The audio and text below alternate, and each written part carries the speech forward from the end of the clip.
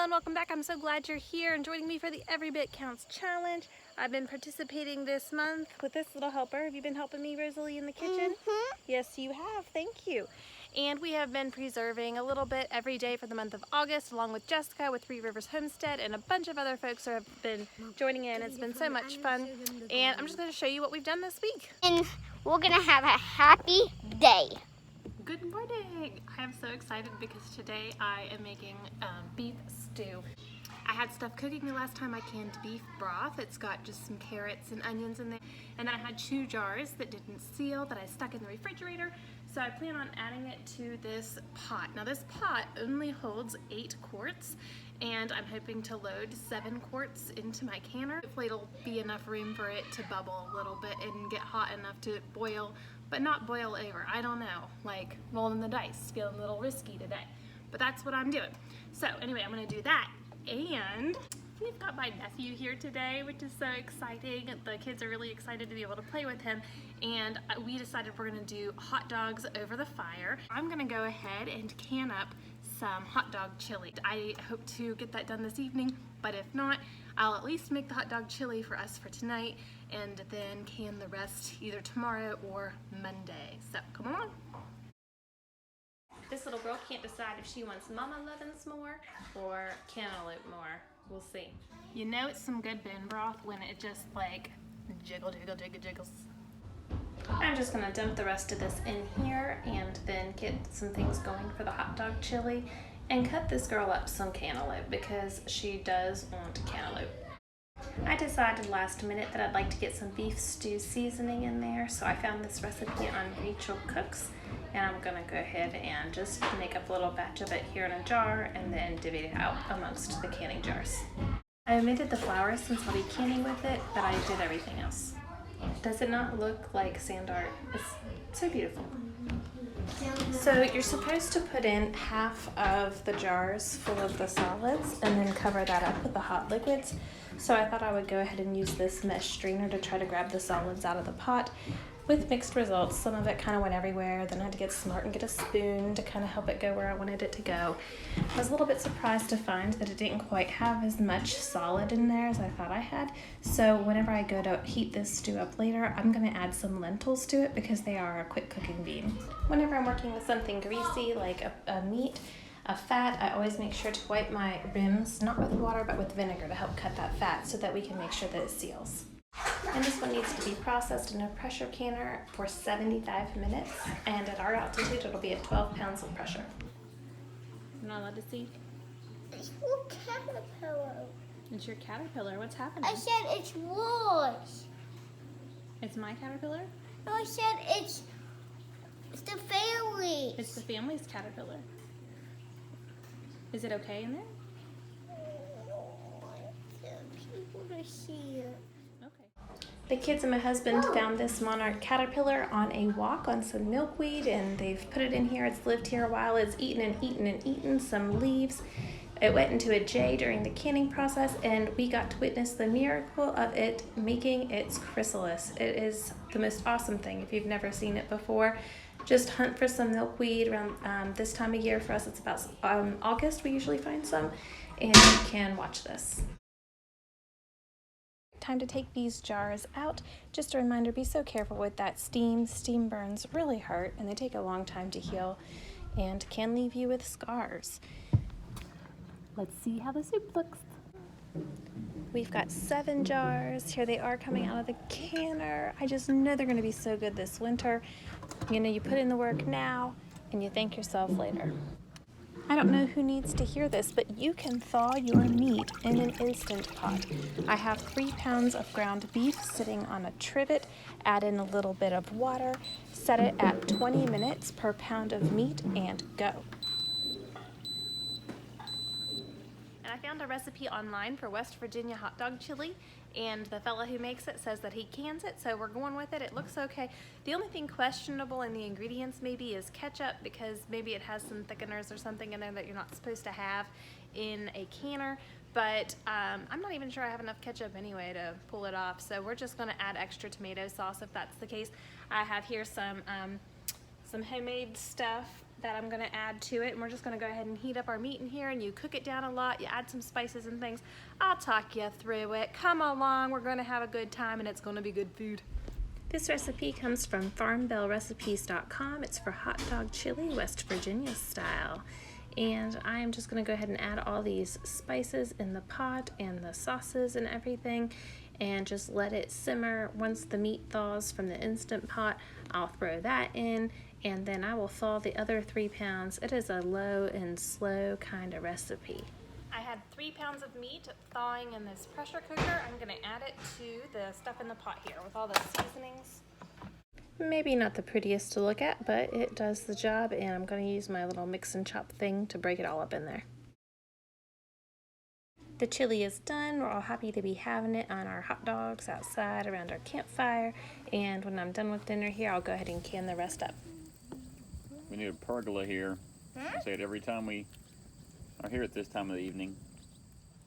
It's been 3 years since I've left this kitchen. Not really. All right, we're gonna jar up this chili, and the nice thing about this pressure canner is that it is deep enough to do a double stack, so I can fill all these jars if I have enough chili. We're gonna have 1-inch head space. We will debubble. We will wipe the rims, put on our lids and fans, stick them in that pressure canner, process them for 75 minutes, and let your canner cool down, come down from pressure, and after it sits for 10 minutes, you can take it out. For pressure cooking, so that's what I've done here. I used mostly Tatler lids, but I did find a couple new metal lids. I think they're Ball brand probably, that I used this time. But I'm gonna go ahead and get this heat turned up and get it going. Tomorrow is Sunday, and I plan on taking the day off for the Sabbath, so I did 2 projects today. We've got our hot dog chili, and we have our beef stew. So this has nothing to do with the Every Bits Counts challenge. However, we just really like ice cream, and we have a dairy cow, so we eat lots of ice cream. And tonight we had a campfire to use up some of that, not to use up, but to enjoy some of that chili. So what do you do at a campfire? Well, you're obviously gonna toast some marshmallows, right? So today I thought I would try something new. I toasted some marshmallows, and I'm gonna go ahead and make a s'mores type ice cream. I'm gonna start with like a vanilla base, and then just add in some mix-ins at the end, which is gonna be those toasted marshmallows kind of cut into some smaller pieces. So I'll cut those toasted marshmallows up into smaller pieces, and we'll add some graham crackers and some chocolate chips. Now, mini chocolate chips is definitely superior in ice cream, in my opinion, but today I am stuck with a jar of chocolate chips that I consolidated. So it is a mixture of both miniature and regular chocolate chips. I also prefer dark chocolate, but these are milk chocolate, so there you go. But we're gonna do it. Even after cooling on the counter for a couple hours, they were way gooier than expected. I would definitely recommend spraying your knife with an oil when you cut them. That makes a huge difference. And also, if you just wanted to use scissors, that with the oil on them too, that would probably be lovely. I did put a little bit of confectioner sugar in the bowl because I was afraid the marshmallows would just stick to each other, so I thought maybe that would add like a little protective layer, and you know what, it really did work. And you could definitely taste the toasted marshmallows in the ice cream, but some of the kids said it was a little bit too chewy in there, and I get that. I don't like gummy worms in my ice cream because they're just hard as a rock, but I really liked the smokiness from the toasted marshmallow myself. This is gonna taste good, you guys. So please like and subscribe to this video. That little girl of mine's so sweet. She loves to help in the kitchen, so she was like, can I do that? And I'm like, of course, babes. And then she just wanted to start talking to y'all. Love her so much. So she's gonna go ahead and add these in about the last 5 minutes of the ice cream making process. Hey, it's Monday. Today we homeschooled. I had a sick kid, ran her around a lot. It's just been really busy. So today I did something easy. I actually had some of my hot dog chili that didn't seal. It was the Tatler's reusable lids. I just haven't used them in a while, and I think maybe I didn't screw the bands on correctly. So it's okay, honey. Rosalie's like, oh no, I was being noisy. She's trying to be a good girl for me while I record. It's hard on little ones. But anyhow, So I had a few jars of the hot dog chili that didn't seal, so I am going to go ahead and recan those. And then the quarts of chicken broth that I had in the freezer from when we processed chickens, I had what amounted to 3 quarts of broth that I wanted to go ahead and put in the canner next time I had stuff going. So in here I've got 3 quarts of broth that I'm just clearing out of our freezer, and I think 3 cans of hot dog chili that didn't seal, and hopefully we can get those to seal up. So that's what I'm doing for the Every Bit Counts challenge today. And you know, tomorrow I really don't even know what I'm gonna do yet, but we did go to the garden and we picked some tomatoes and peppers and onions, so maybe we'll do a little salsa. Sounds like salsa, feels like salsa. Every bit counts. Be encouraged. Those days when you feel like you didn't get much done, really look at your list, look at what you got done. The nice thing about canning is it's tangible. You can see it. It's like, well, I got something. It's not really what I thought I was going to do, but I got something done. So I'm going to be happy with what I have done here and know that I was still able to get school done with my kiddos. I was still able to take care of my sick kid and just be glad. Hello, it's Tuesday, and it's been busy, and it's been crazy and wild, and I need an easy project. This container, as you may remember, I was testing it to make sure it didn't leak, and I am going to water glass some eggs today. And I am looking for eggs that are very clean, the bloom's still intact, which means that they have not been washed, and I'm just going to put as many eggs in this container that I can find that are very, very clean. Why might eggs not be clean? Well, if your hens are using the bathroom in their nesting boxes, they might not be clean. Or if your hens have dirty feet, they might not be clean. It's harder to find clean eggs when it's been raining. You cannot do this with eggs from the grocery store. Why? The bloom is not intact. They have been washed. You can only do this with farm fresh eggs, preferably ones that you've gotten collected that day. I haven't been counting, have you? How many we have in here? This one has a little bit of a wrinkly shell. Let's see if we can get that in there. There we go. You can kind of see it. Sometimes their shells are a little bit irregular. That one's wrinkly. I'm not going to do it in case it has a weak spot in it or something. It's a good time to water glass some eggs in this house because we've had a lot of oatmeal lately. I also recently made a trip to Walmart and was able to score some inexpensive English muffins and bagels. So we've kind of been eating less eggs because we've been bulking up on some of that bread stuff at breakfast lately. Just looking for some change ups. This morning we had oatmeal with some canned pears inside. That was really good. Alright, my container is close to full. You want to use 1 ounce of pickling lime per quart of water, and the water should be filtered. So this water we used from the filter in our refrigerator. Here I've got the pickling lime. It is calcium hydroxide, and you need to have 1 ounce by weight. So I have a kitchen scale. I'm zeroing out. This stuff is really dusty. It goes everywhere. So like, don't breathe in when you do it or you're gonna have some regrets. So I'm just gonna start with a scoop here. And the pickling lime will mostly settle to the bottom, but it's fine. So there's 1 scoop. That was 6/10 of an ounce. Another scoop, that's 1 ounce. So I'm gonna add a quart of water. I'm hesitant to pour it directly over my scale because, you know, if you've watched me, I can be a little messy. I don't wanna lose any water on the scale. See the dust coming? Don't breathe in, don't breathe in.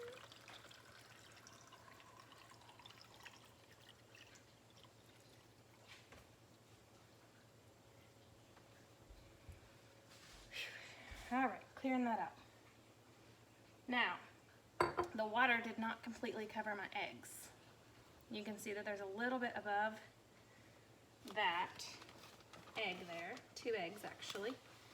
So I'm just gonna add a touch more pickling lime to know that I've got the minimum quantity in there. And I'm gonna top it off with some filtered water. All right, let's see if that does it. Adding the filtered water to top off these eggs. Perfect, perfect, perfect. Put a lid on there, and I'm going to get a piece of masking tape and just put on here today's date so that I can recall how long these eggs have been on the shelf. You don't have to put these in the refrigerator. You can just set these in your pantry, in your cellar, whatever. When you go to use it, you rinse them off well so that that lime from the outside, from the eggshell, doesn't drip into your food. It will taste bad. These, you can bake these, bake with them, just however you would normally use eggs. They do have a tendency to get a little bit runnier over time. The longest I've heard people successfully keeping these water glassed eggs is 18 months. I am not sure what makes the ideal storage conditions for that, but I haven't used mine much longer than a year. But I'll put these on the shelf, and in this winter, whenever things are slowing down and my hens are taking a little rest, if they decide to do so, we will have some eggs. It's Wednesday, the house is a wreck, and I need another easy project. I have got some things from the garden that we grabbed. Let me show you what we got going on there. Might be some salsa in the works, I don't know. We're gonna have a stir fry tonight, some of it will go in there. But today I thought I'd bring you along and we would do some bananas. So recently we had my nephew over and I bought a bunch of bananas thinking that he might be a banana eater. Dun dun dun dun. And we have a lot of bananas left and I'd like to do something with them. So what I'm actually gonna do is make a banana leather in the Dehydrator, and that way I can save it and use it in our homemade granola. As you know, we do our homemade yogurt and everything. So I thought, well, this would make a lovely addition, or we can do a trail mix or something like that, but some dehydrated banana sounds good to me. I am not going to do the banana chips because I just feel like I'm probably gonna end up chopping it up anyway. So we're just gonna cut it into a long strip, stick them on the silicone mat in our Dehydrator, and they should be good to go, so come along. We use the Necco brand, and our silicone mats are the Bright Kitchen brand. And these are nice to use because the banana will stick to all these little pieces. I mean, bananas are really sticky anyway. They're one of the highest glycemic indexes for fruit. So it would be difficult to get off there to clean and everything. So the silicone mat is definitely the way to go in this case. Our Dehydrator did also come with one plastic tray like this, and that's fine too. Either one works pretty well. That one looks pretty. Hey, Becky. You want to come cut some banana? What are you doing? We're making banana jerky. Banana jerky? That sounds disgusting. Well, I thought it might go good in a granola or a trail mix or something like that. Okay, you can say banana chips. So you can see I just kind of cut them into little strips there, tried to keep them about the same size, and my son told me he wants to make a banana smoothie, so we're going to try to save him some bananas for that too.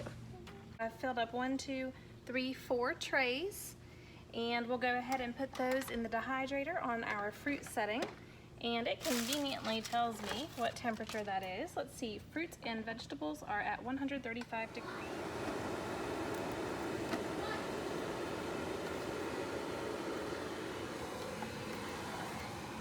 The bananas have been dehydrating for about 24 hours, which is longer than I intended, but I bet they're still fine. Let's check it out. When I tasted it last night, they were really yummy.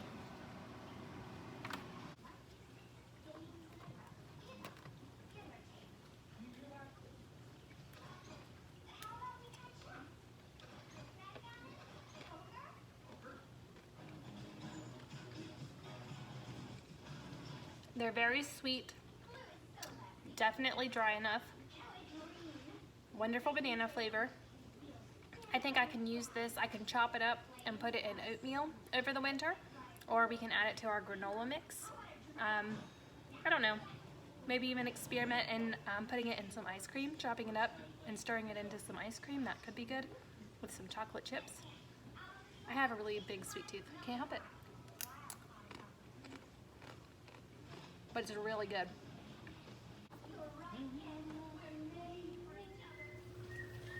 Today I'm going to share with you a recipe for black bean and corn salsa. It's funny because I would always say corn and black bean salsa, but this is what I got from the bucket that we are going to go ahead and make up into this salsa. And I'm just going to use some canned corn instead of frozen corn.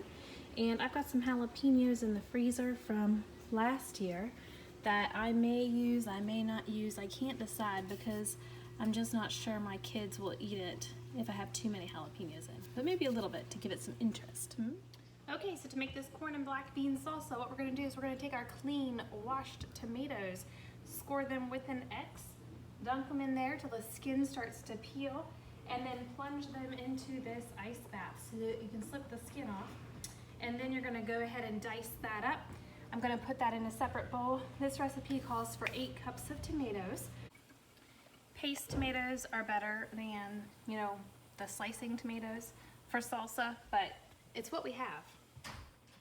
So here we're scoring the tomatoes and putting them in that boiling water. When the skin starts to peel back, we'll put them in the ice bath. Here's the recipe if you'd like to take a screenshot. It's got 8 cups of tomatoes, 2½ cups of onions, 1 1/2 cups of green pepper, 1 cup of jalapeno, 1 cup of Cubanelle pepper, 6 garlic cloves, 1 teaspoon of cumin, 1 teaspoon of black pepper, 1/8 cup canning salt, 1/3 cup vinegar, a 6-ounce can of tomato sauce, 12-ounce can of tomato paste, 15-ounce can of black beans, and 2 cups of frozen corn. And isn't that just beautiful? Gorgeous. After pressure canning all the soups and stews and broths and green beans, this just feels like a walk in the park to be able to water bath can something. Just 10 little minutes in the container. That's all you need. And then they're ready to come out. I did have 1 too many pints than would actually fit in my canner, which only means that we got to have some with dinner. So chips and salsa for the win and some early tasting. It was good stuff too. This is a recommended recipe. It's just so beautiful coming out. We ended up with, I think, 9 pints in the canner and then 1 that we stuck right in the fridge and had with dinner. Alright, yesterday we made the corn and black bean salsa. Everything's sealed. That's a win. Today I'm going to finish up some things from the garden. I have the onion tops from our onions and some peppers that I haven't used up yet. I'm going to go ahead and chop these up and put them on the dehydrating tray. Typically, I freeze our peppers, but I still have frozen peppers left over from last year, and they also have a tendency to make the things in the freezer smell bad, or if you have like an ice maker in there, it has a tendency that flavor just kind of seeps in with the ice, and the same thing for onions. So I am going to go ahead and dehydrate those. I have in the past added them to sloppy joes or soups or stews, and I'll continue to do that. I am kind of crunched for time today, so I am not going to blanch these. If you blanch your peppers first, they rehydrate faster, which is nice, but I'm not doing that today. I'm going to chop these up and stick them on the dehydrator for about 8 hours. Careful, you guys. I cut. It's fine. Yeah, we did it.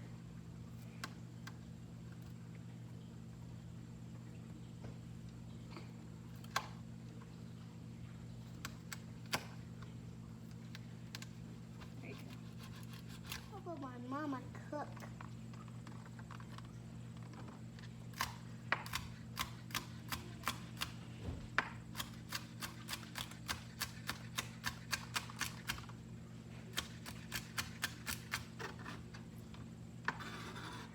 I left the dehydrator on and I just lifted this lid and these little bits of onion went everywhere. So I guess they're dry, and I just had one and they have a wonderful flavor. I'm going to go ahead and put them in here. Just a reminder, if you're dehydrating something, you want to shake it up every now and then and look for any signs of moisture. I'm not going to put a lid on it until it cools, and then we'll just have to shake it and look for signs of moisture. I've got one kid on the drums and the other in the trumpet in the basement, and they're having a good old time. But isn't it crazy to see these peppers go from looking like this to this? I love it.